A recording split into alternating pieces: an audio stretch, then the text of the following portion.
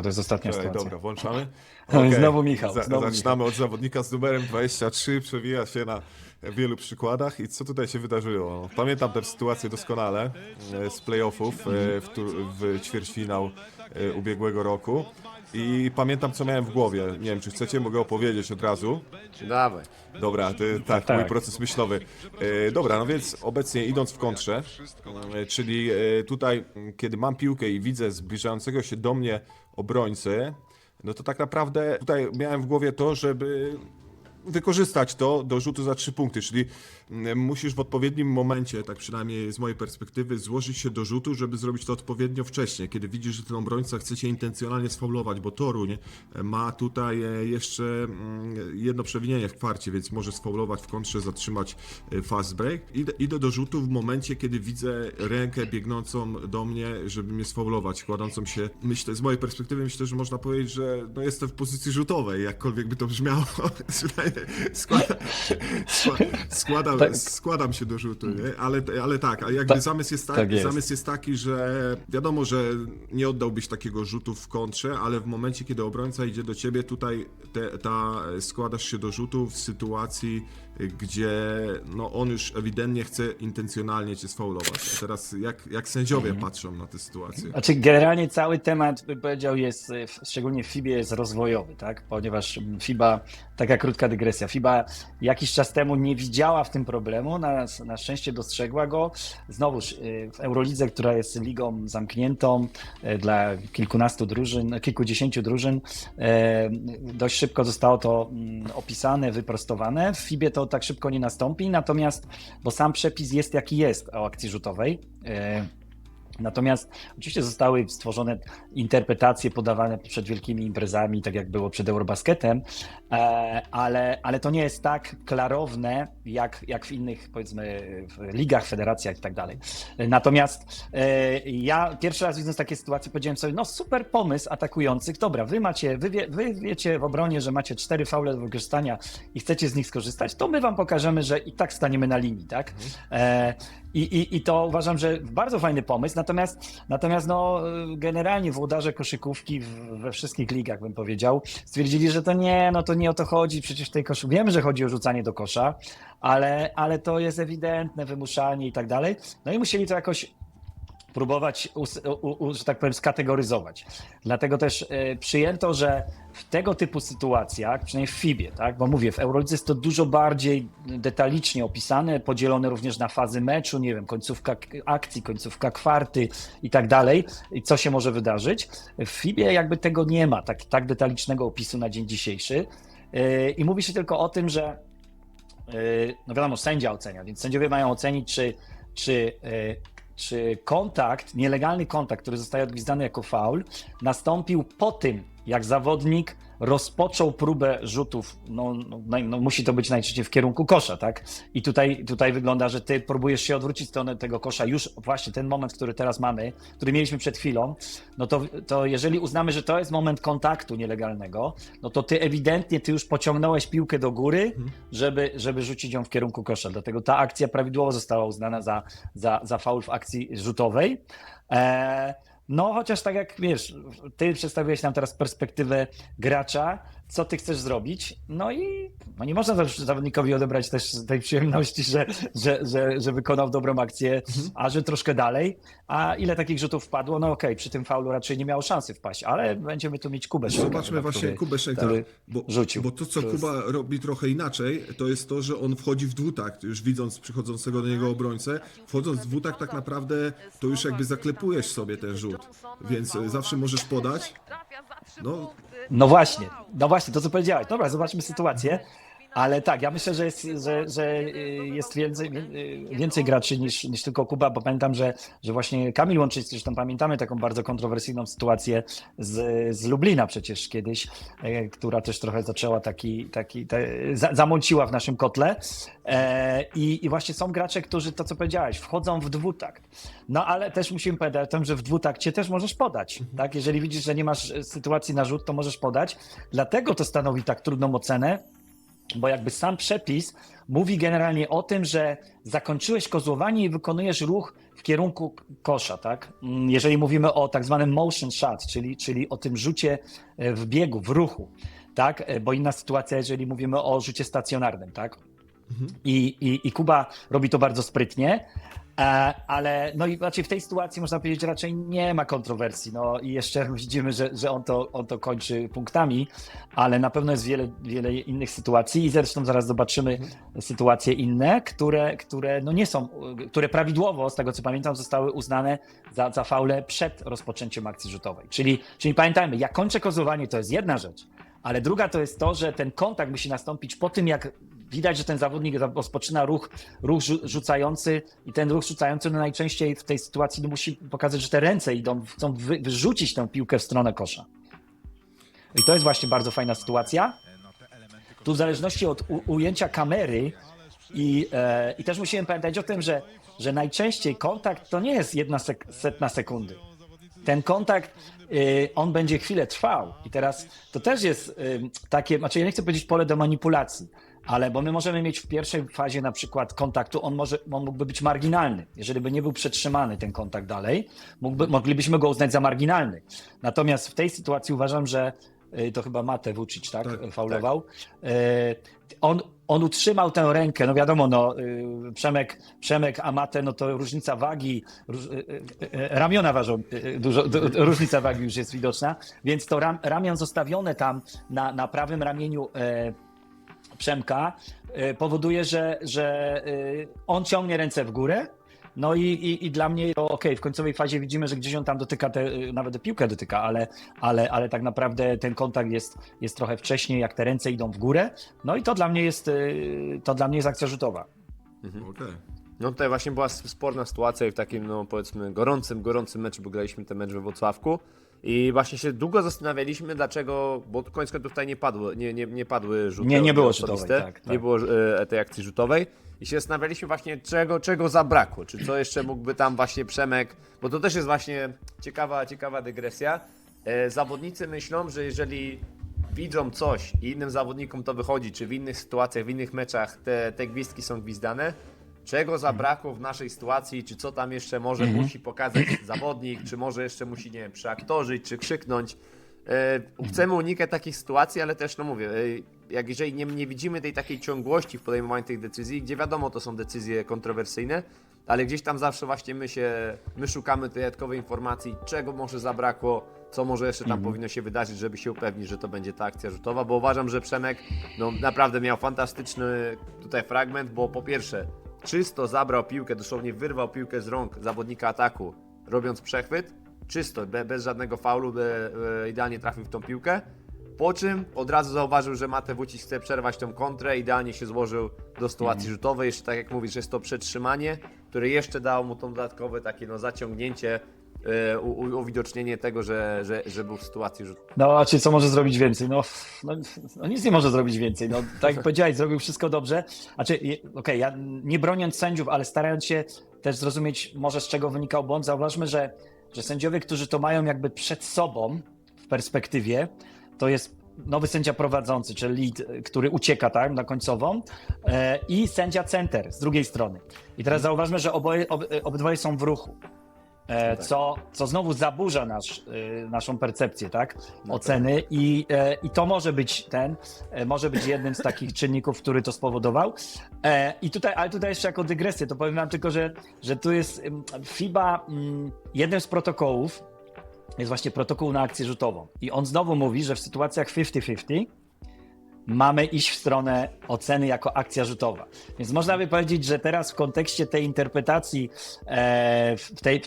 w tej transmisji, tych rzutów w transmisji, jakby FIBA strzeliła sobie samobuja, ale oczywiście protokół powstał wcześniej niż ten problem, więc to jest co innego, no bo co oznacza tak naprawdę 50-50? No, że ja zamykam oczy i nie wiem, to znaczy, że idę w akcję rzutową, czyli idąc tym tropem powinniśmy dawać więcej tych akcji rzutowych w takiej sytuacji, ale jednak ta interpretacja, która, tak jak mówię, no, pojawiła się przed tym sezonem, przed Eurobasketem, ona jakby daje tak troszeczkę, też przesuwa ten fokus sędziów w tę stronę, że naprawdę muszę zobaczyć, że ten kontakt nastąpił po tym, jak ten gość próbuje po prostu wyprowadzić te ręce i wyrzucić, czy robi ten ruch w kierunku kosza, pokazując mi, że tak, ja już rozpocząłem akcję rzutową. Także tutaj, nie wiem, zobaczymy, czy jakaś korekta na giełdzie będzie w tym elemencie. Mam wrażenie... To jest ciekawe, bo to jest też ewolucja, tak jak koszykówka ewoluuje, tak samo widzimy, że te przepisy ewoluują wraz z grą.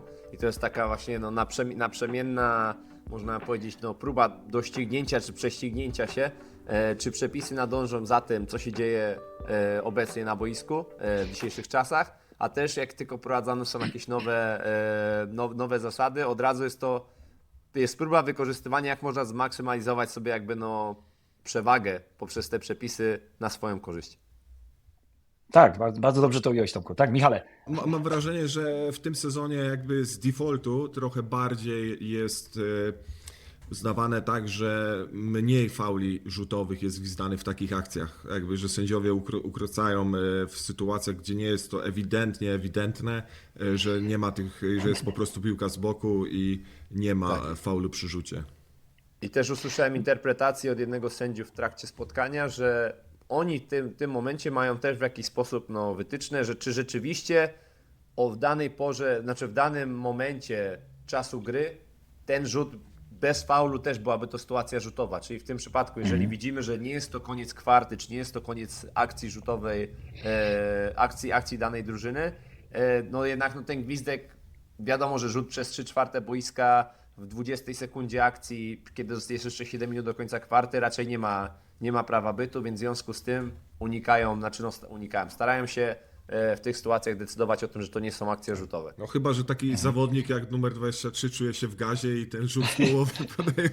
No wtedy tak, nie zawsze z korzyścią dla jego kolegów z drużyny, ale wtedy tak, to jest bardzo niebezpieczny zawodnik w każdej pozycji na parkiecie. Ale statystyki indywidualne rosną, tak? Tak, dokładnie. Są wysokoprocentowe rzuty. A pamiętasz, ile trafiłeś z tych trzech? Mówimy o osobistych, czy o tym rzucie z połowy? A nie, ale o tej sytuacji, Nie, ile trafiłeś? nie pamiętam, to nie pamiętam. Okay. Ale nie wiem, czy piłka nie kłamała, no jakby nie kłamała, to by 3 trafił. Nie wiem, ale dobra już. Tutaj jeszcze mamy ten przykład z meczu z Legią, tutaj gdzie właśnie, które obrazuje tego, że ta piłka była złapana za późno i to sytuacja nie była do końca rzutowa, gdzie nie wiem, czy to są finały, gdzie ten Lecomte dochwytuje piłkę dopiero po faulu, czyli jakby w kontraście do akcji z Przemkiem Żołnierewiczem, tutaj ewidentnie wydaje mi się, że faul jest na ziemi. Tak, tu jest typowy przykład tego, że mamy pierwszy kontakt, który nasz junior Pluta robi na ciało. Oczywiście, to też jest kolejny przykład próby zatrzymania, kiedy jest ten reach-in prawym ramieniem. Ja nie wiem, czy się uda zatrzymać. Dosłownie, gdzieś w tym mniej więcej momencie następuje kontakt jakby z ciałem zawodnika, który nie ma jeszcze tak naprawdę, nie kontroluje tej piłki w kontekście rozpoczęcia akcji rzutowej. To jest dość, można powiedzieć, jaskrawy przykład tego, że to jest typowy manufacture shot tak zwany, czyli próba wykonania rzutu już po faulu tak naprawdę. Manu Lecomte z Manufacture Shot. Ta sytuacja jest chyba, myślę, podobna, nie? Bo tutaj zawodnik wchodzi w dwutakt, ale to już jest trochę po fakcie, rzut trafia, jest dużo ekscytacji, ale chyba...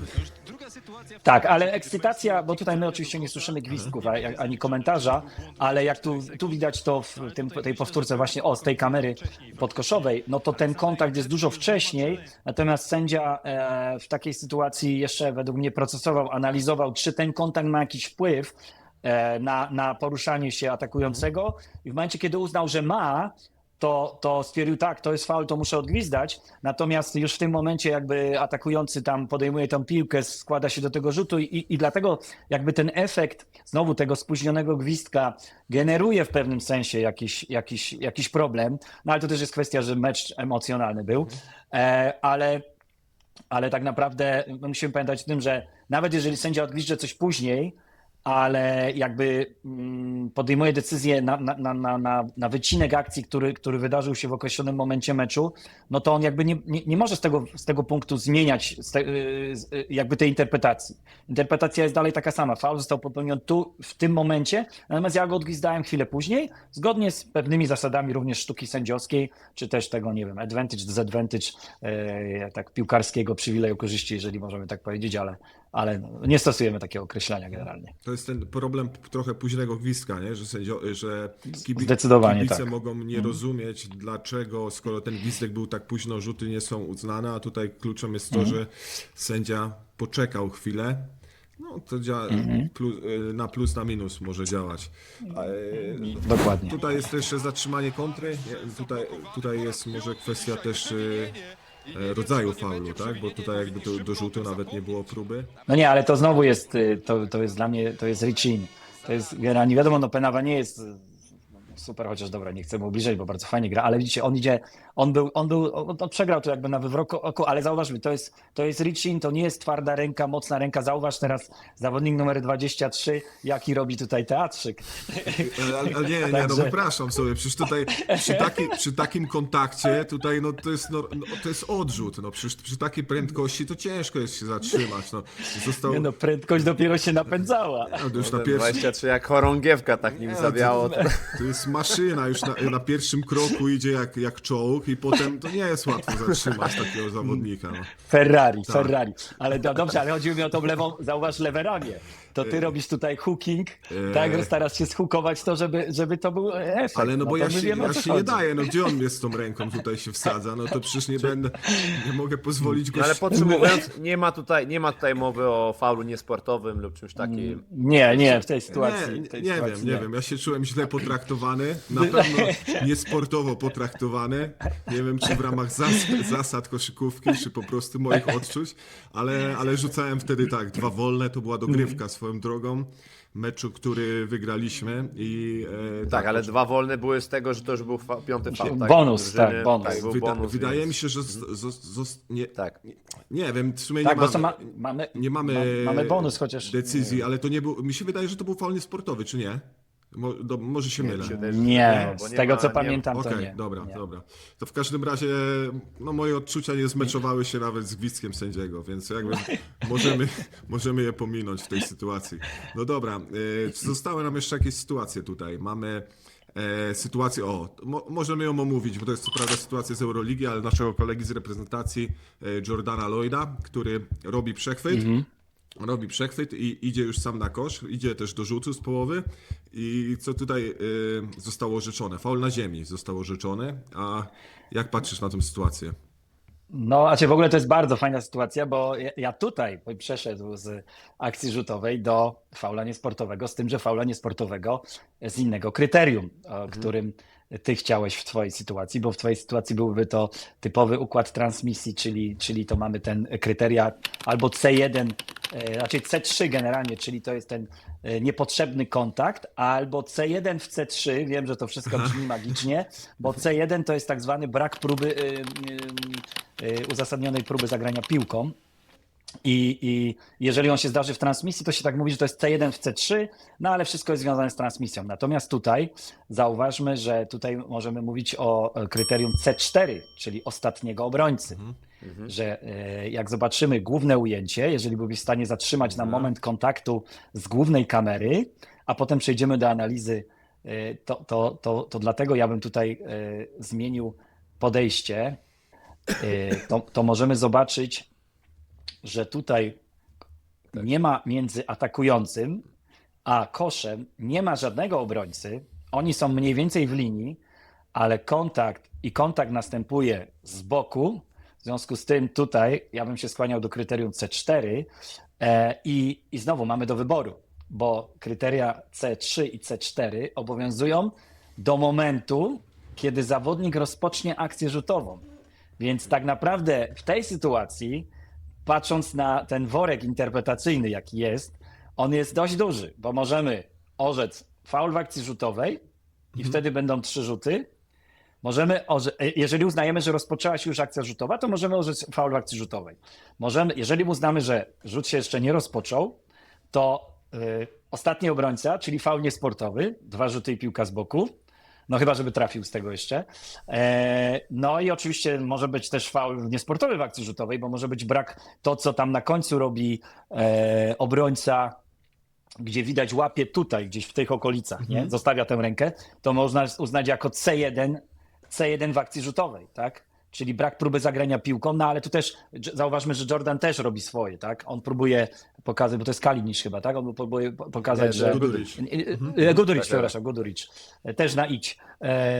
Guduric wkłada rękę, ten ją odbija, no więc tu równie dobrze tą końcówkę moglibyśmy uznać, że może to jest C1, czyli brak uzasadnionej próby zagrania piłką, bo zobaczmy, a może nawet C2, hard foul, tak? Także spektrum tutaj jest dość szerokie, ale jakby ta kwestia oceny, czy to jest akcja rzutowa, czy nie, jest nam w stanie dużo jakby przerzucić zdarzenie z jednej strony na drugą. Także ja tutaj fajnie właśnie, że ten klip pokazałeś, bo on pokazuje jeszcze całkiem inne spojrzenie, że mówimy, nie, no rzucał. A tu zaraz, panowie, ale to jest ostatni obrońca na przykład, nie? I wtedy dalej sytuacja akcji rzutowej ma znaczenie, ale być może ten ruling na końcu może być całkiem inny. No to skomplikowanie tego przykładu jest duże, a pamiętajmy, że to trzeba podjąć decyzję w ułamku sekundy, prawda, na boisku. Tak, ale tutaj jest o tyle, to znaczy w Eurolidze jest tyle prościej, że jakby praktycznie wszystkie te przypadki, o których powiedziałem, oni mogą sprawdzić, tak? Albo mogą zchallenge'ować. W FIBie na przykład nie możesz sprawdzić, czy jest akcja rzutowa, chociaż tu też jest właśnie swego rodzaju niekonsekwencja, którą zauważyli sędziowie i wiem, że to być może będzie dyskutowane w takim tak zwanej Rules Advisory Group, która została powołana na nowo dość niedawno i tutaj mogę tylko się pochwalić, że mamy tam swojego człowieka w tej grupie, bo jest nim aktywny sędzia Wojtek Liszka, a są tam tacy ludzie jak na przykład Skłola, bo są tam trener z Finlandii, byli zawodnicy i oni mają pomagać jakby w rozwoju koszykówki z punktu widzenia przepisów, czyli podpowiadać komisji technicznej, jakie przepisy, jakie zmiany w przepisach mogłyby tę dyscyplinę uatrakcyjnić. Także wszystko jest w rękach tych ludzi, natomiast no, tak jak mówię, w sytuacji faula niesportowego ostatni obrońca albo C3, kiedy jednym z warunków jest to, czy zawodnik rozpoczął akcję rzutową, tak naprawdę o tym się nie pisze, a wydaje się, że powinien to być jeden z takich, tak jak to w Stanach się nazywa, triggerów, który powinien sugerować sędziom, że należy coś sprawdzić, natomiast nigdzie ani w przepisach, ani w oficjalnych interpretacjach taki przykład się nie pojawił, że sędziowie idą sprawdzić na przykład faul niesportowy z kryterium C3 i uznali, że zawodnik rozpoczął akcję rzutową, dlatego nie orzekli tego, chociaż wydaje się to być jak najbardziej logiczne i wynikające z przepisów. No myślę, że my nie myślimy w takich kategoriach, już nie mówiąc o kibicach, ale złapanie takiej perspektywy wydaje mi się mega wartościowe. Ostatnia sytuacja z tego działu, która jest też spotykana na polskich parkietach i myślę, że fajnie możemy sobie ją wytłumaczyć. Rip move, ale tak naprawdę mówimy o rzucie stacjonarnym, tak? Bo wszystko to, co dotychczas mówiliśmy, to odnosiło się do tego rzutu, do akcji rzutowych, kiedy zawodnik jest w ruchu, czyli tak zwany motion shot. Motion shot dotyczy sytuacji, kiedy kończysz kozłowanie lub otrzymujesz piłkę będąc w ruchu. Natomiast tutaj mówimy o sytuacji, co prawda Sengun też, jak zobaczymy, on tutaj gra tyłem do kosza i robi ten kozioł, ale ta sytuacja jest traktowana jak taki rzut, kiedy ja mam piłkę w rękach i próbuję wykonać rzut, będąc na podłożu stacjonarnie, tak? I teraz, jeżeli sędzia widzi, że kontakt, nielegalny kontakt następuje podczas tego ruchu w bok, tak, tego rip move, czyli tego zejścia bardzo nisko z piłką, to taki faul jest faulem przed akcją rzutową, ponieważ jakby kryteria oceny sytuacji rzutów stacjonarnych mówią o tym, że akcja rzutowa rozpoczyna się po tym, jak zawodnik rozpoczyna ruch piłki do kosza, ruch rąk z piłką do kosza w górę, tak, do kosza. Więc takie zagranie, ten rip move, zakładając, że sędzia ocenia, że kontakt jest podczas tego ruchu w bok, że ten nielegalny kontakt tam nastąpił, no to interpretacja powinna być taka, że jest to faul przed akcją rzutową. Natomiast jeżeli ten kontakt następuje już, czyli idzie kosa ten szlaban idzie, jak gość ciągnie piłkę w górę i sędzia mówi, nie, teraz to jest moment na faul, nielegalnego kontaktu, no to w tym momencie oczywiście już jesteśmy w obszarze akcji rzutowej. To w pewnym sensie można być przyszło z NBA i tutaj właśnie widzimy, bo sędzia, który podejmuje tę decyzję, od razu pokazuje ten sygnał, który oczywiście jest nieoficjalnym sygnałem sędziowskim. To jest sędzia, który jest od kilku lat w NBA, Kanadyjczyk Matt Kallio i właśnie zaprezentował to tak w NBA style. No, to chyba ciężka sytuacja do oceny, nie? Bo tutaj jest dużo pola do interpretacji tak naprawdę. Ciężka, bo przecież ty jako gracz mały, przepraszam, zakłóciłem Michale, ale jako ten gracz niski, na pewno wiele razy stosowałeś trik. Widzisz, że gość zostawił ręce, no to co robisz? No to wbijasz mu się w te ręce i idziesz w górę. Zresztą myślę, że Tomek na swojej pozycji też nieraz pewnie taki trik zrobił i jest wielu graczy, którzy to wykorzystują, bo też, co na pewno dobrze wiecie, jest taki moment, że czasami się odwrócisz, nie? Odwrócisz wzrok, bo chcesz zobaczyć, co się dzieje dookoła, może nie masz informacji, a te ręce zostały. I to jest ten moment, kiedy sprytny gracz z piłką wykorzysta i widzi, że ty nie patrzysz, nabierze te ręce i pójdzie w górę. No i teraz tak jak powiedziałeś, to nie jest proste do oceny. Znowu oceniamy, mówimy o ułamkach sekund. Także który moment tego kontaktu sędzia uzna za nielegalny, ale... Czym innym będzie sytuacja, kiedy faktycznie ty nie widzisz jako obrońca i ktoś cię próbuje nabrać, a czym innym jest, kiedy ty faktycznie masz te aktywne ręce i gdzieś się tam próbujesz wybić tą piłkę, tak jak pokazywałeś, jak nisko na nogach potrafisz pracować i wyjmować piłkę z kozła, nie? No, to widzę, że dużo osób ogląda te nasze analizy, tak, ale tak, no to są smaczki. Dajcie znać w komentarzu, czy gwizdnęlibyście tutaj faul przy rzucie, czy jednak piłkę z boku. Dzięki za waszą obecność dzisiaj z nami. Do zobaczenia w następnym odcinku.